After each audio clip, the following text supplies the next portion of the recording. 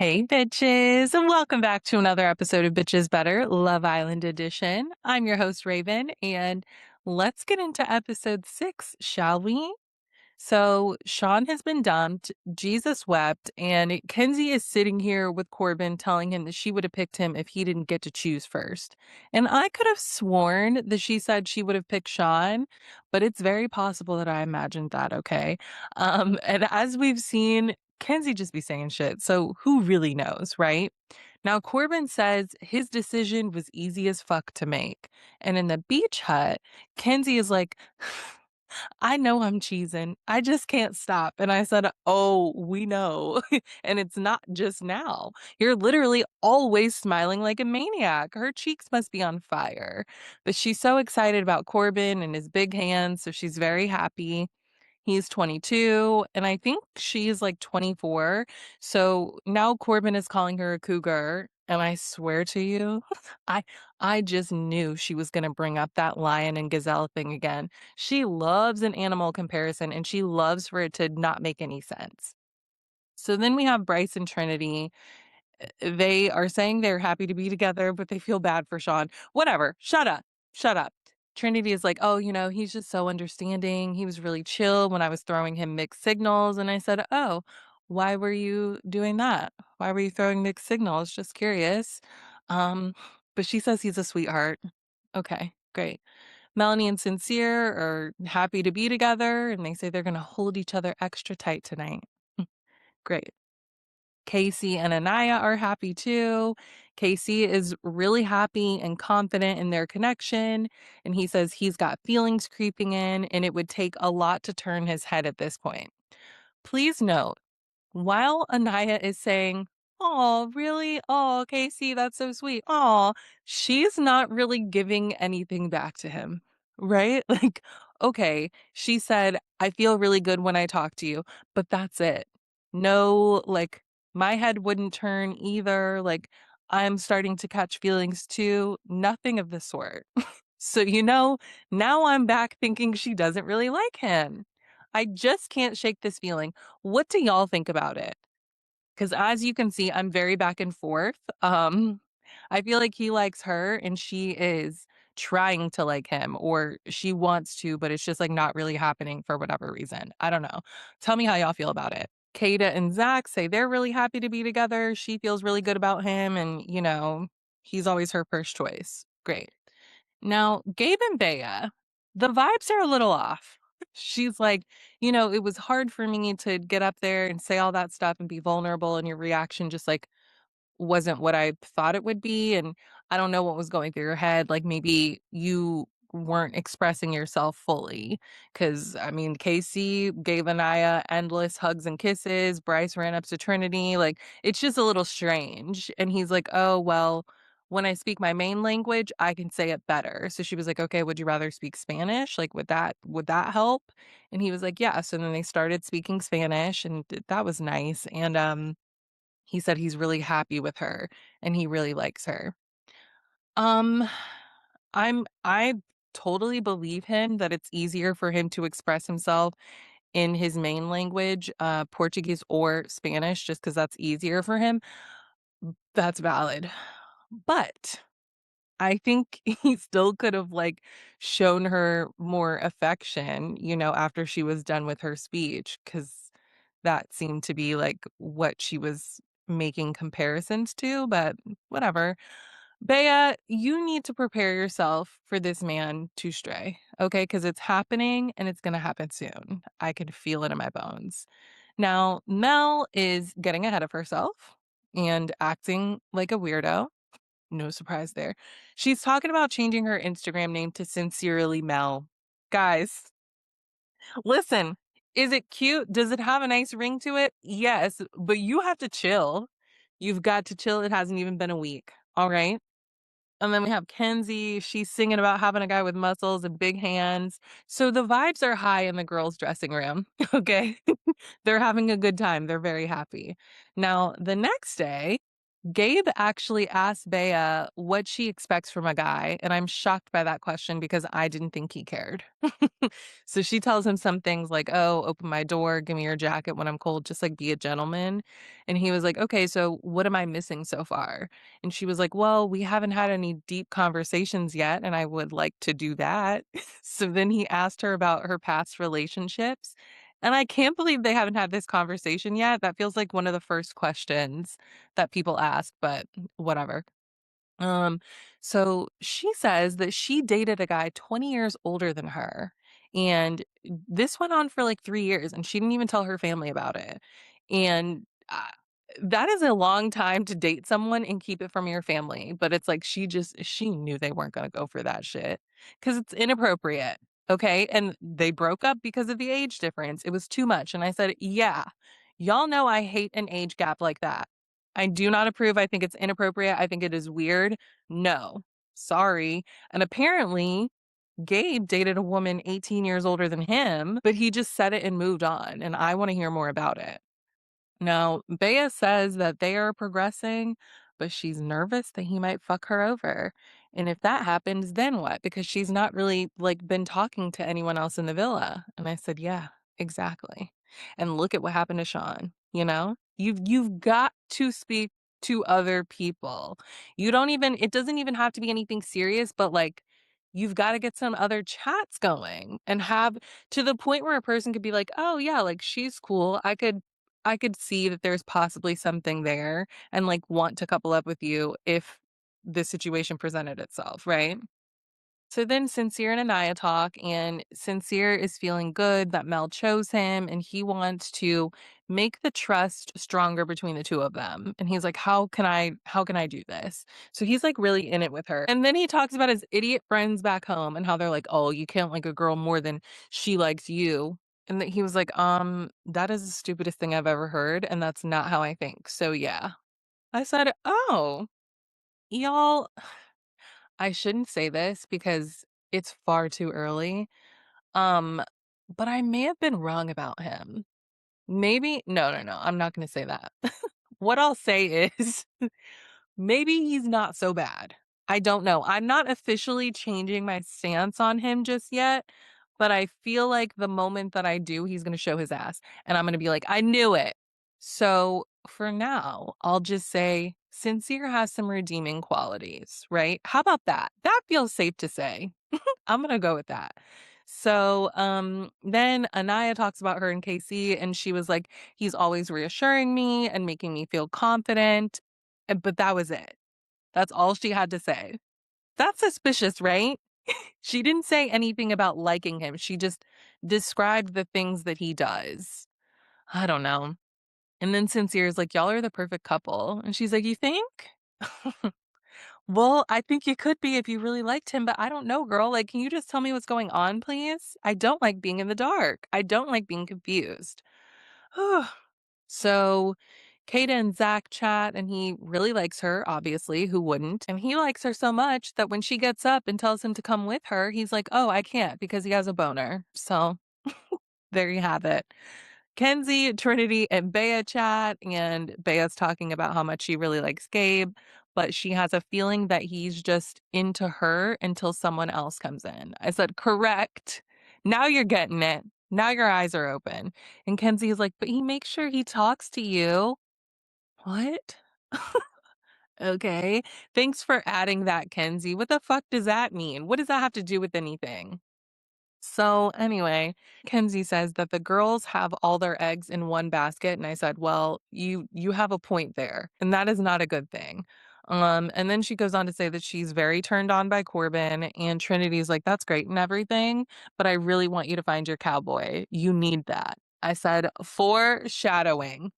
Because remember, we got a Southern white boy coming in this episode, and I said Kenzie is going to be all about him. It's going to happen. I mean, she literally says she's creaming at the thought of it. Screaming, but the S is silent. Said, okay. That one's new. I haven't heard that before. Um, so then Trinity asked Bryce what the most expensive date he's taken someone on and why. And I thought the why part was a weird question. But apparently he took his ex to the Dominican Republic for New Year's and it was like $4,000. And I said, "That sounds like a vacation, not a date." And Trinity said the exact same thing because yeah. Oh, by the way, she's giving him a manicure while they're talking, which I will admit is cute. Um, and when she asked him like, "Oh, what's my favorite color?" or something, and he got it wrong, she looked at him. The side eye she gave him was such a beautiful thing to witness, and she said, "Wrong bitch," and I love a wrong bitch moment, okay? Even to this day, I use it on Tonio because you have me confused for someone else, obviously. You're not talking about me. Wrong bitch. So then Bryce is like, "Oh, every day we get closer, we take care of each other. She has a different light in her eyes. We can talk about anything, and we just laugh all the time." Whatever you say. And then we actually see another conversation with Casey and Anaya. And she asks him what his type is. And he's like, "Well, I've only had one girlfriend, but like I've dated around and they're like independent, self driven, funny, outgoing, blah, blah, blah." And I'm like, "Okay, but what do they look like?" I want to know that part too, please. And then she says she's only been in two relationships. One was a few years and another was a few months. That's it. And then she asked him if he would ever move away from Fresno, and he was like, "Hell yeah, like, I actually need to move. I've never left home, and I need to, like, spread my wings and fly, basically." And then he was like, "Atlanta sounds great, actually, because that's where she lives." And she was like, "Yeah, like, you should take the leap of faith and leave home, not necessarily go to Atlanta, but, and he's just, like he's so cute, and he's feeling really encouraged by her because he's like, she's this woman who's, like, traveled all over the world and, like, done all this stuff, and, I feel like I'm just starting out. And I'm like, "Well, yeah, but you gotta start somewhere, and at some point also, you're very young, so it's not like you're late to this party."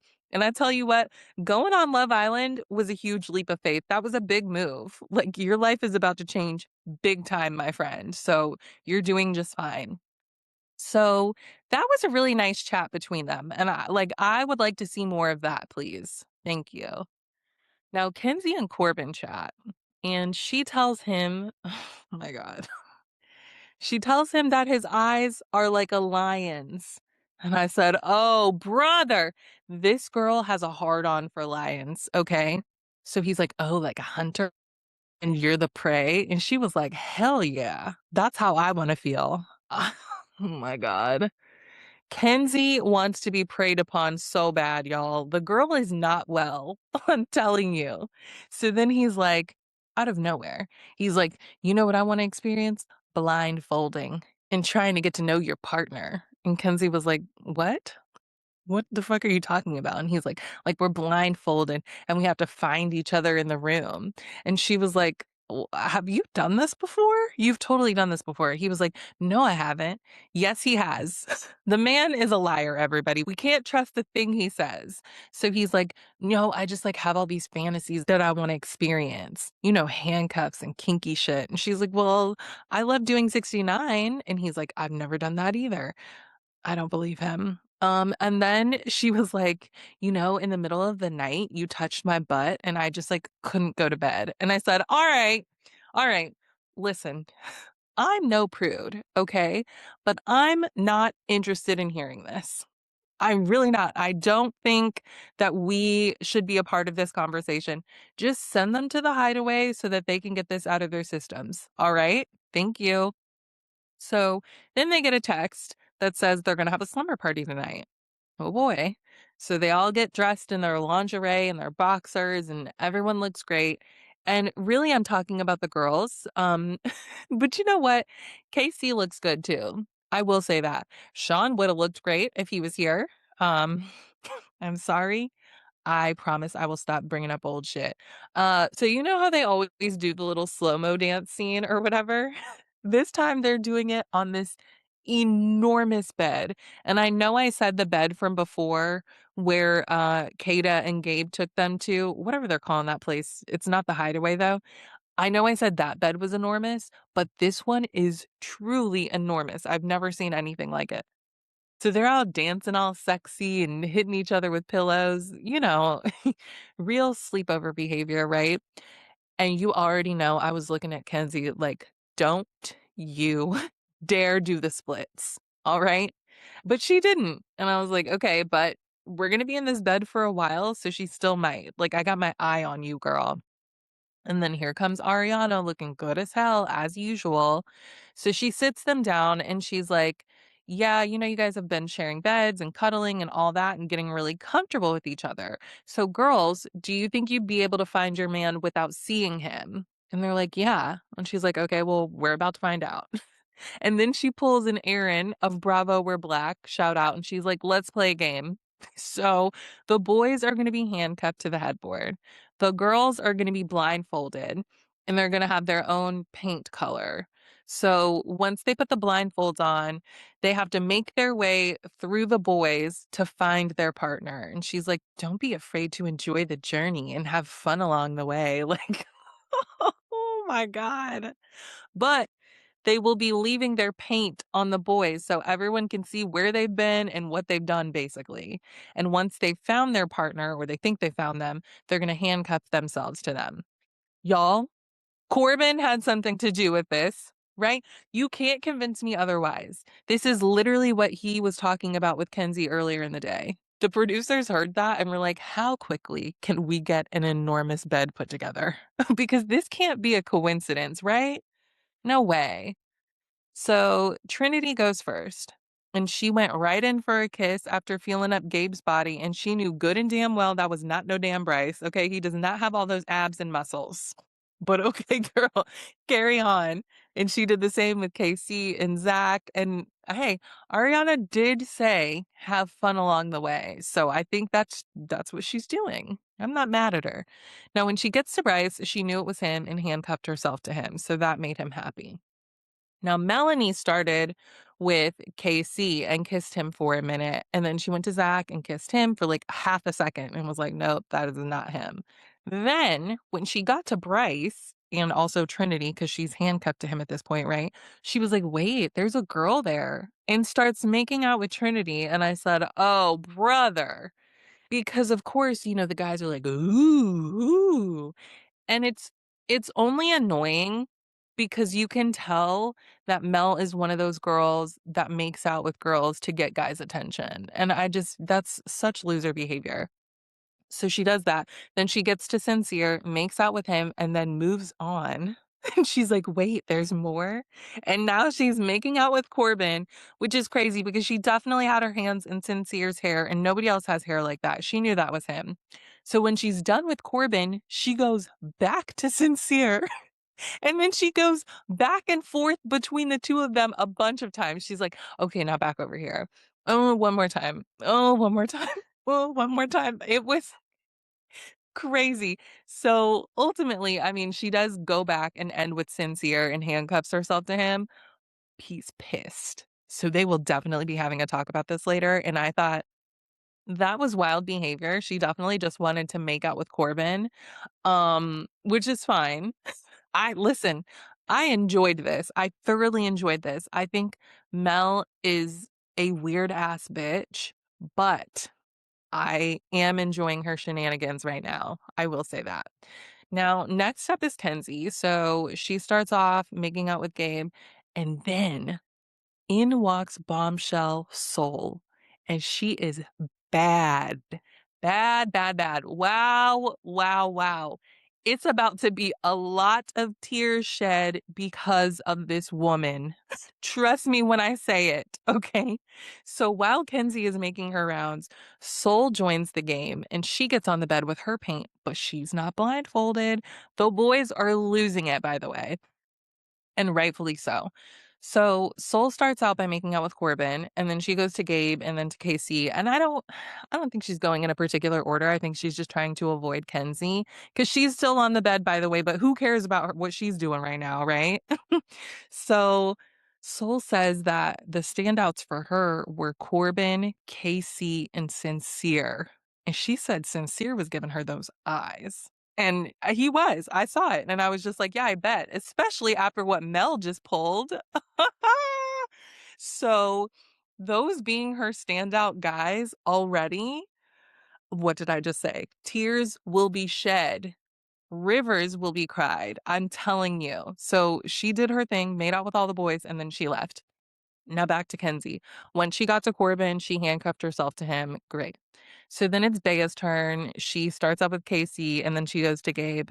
That was the end. She handcuffs herself to him. Then Kata is up. And as she's crawling across the bed, we get another bombshell. Jen.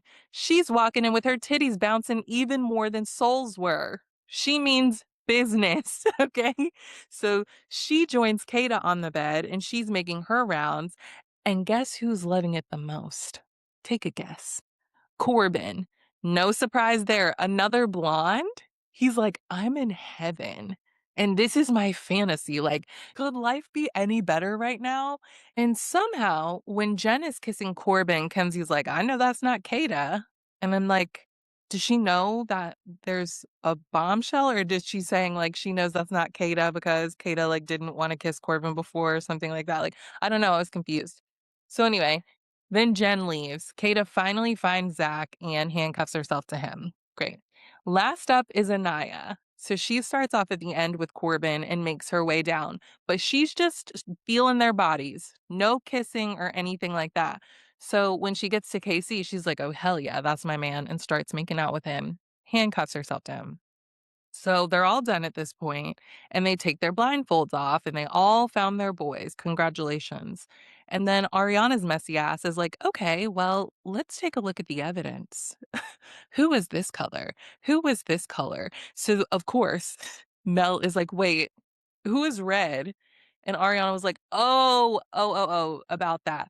Here's the newest bombshells, Soul and Jen. And they come walking in together, titties bouncing, looking good.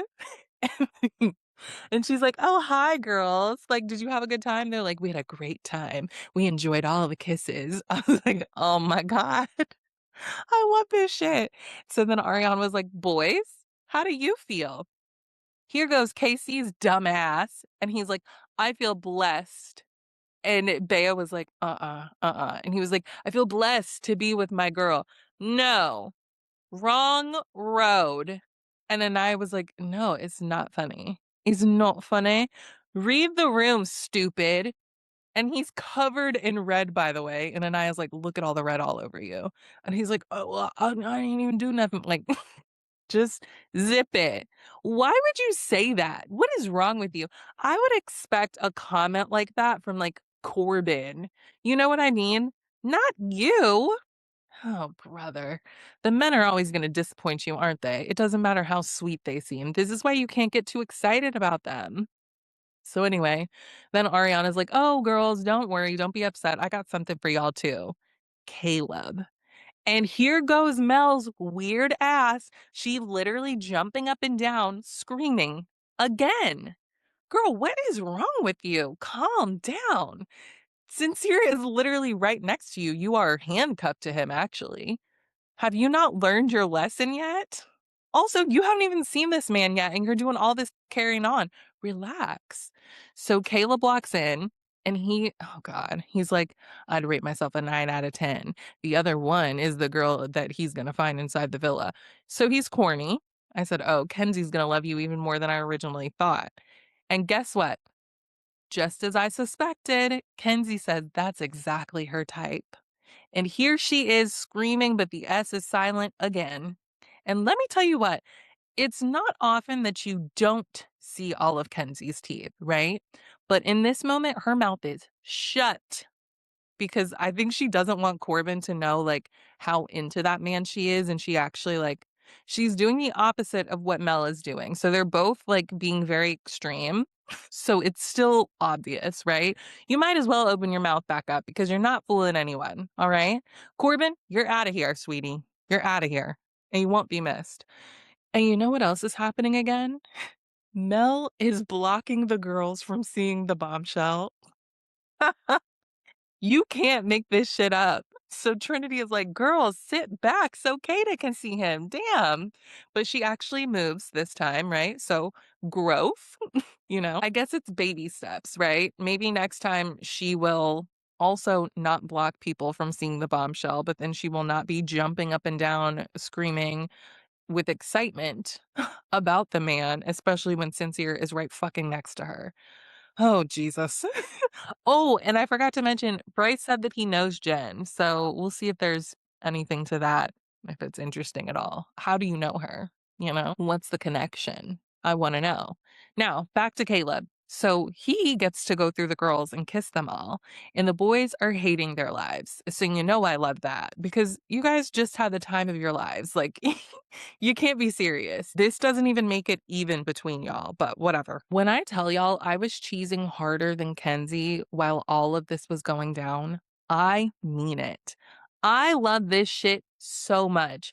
If anyone were to ask me why I love this show so much, I have like multiple clips that I would show them, but please add this sleepover game to it. You know, it's just too good. Oh, and that was the episode. 10 out of 10, 5 stars. Tonight, Kenzie is going to get away from Corbin. And once that happens, her teeth come back out to play. Anaya is upset. And we get to vote. Hell yeah. So I'll talk to y'all again tomorrow. Love you. Bye. Bitch. Is that better? Is bitch better? Is bitch better? Is bitch better?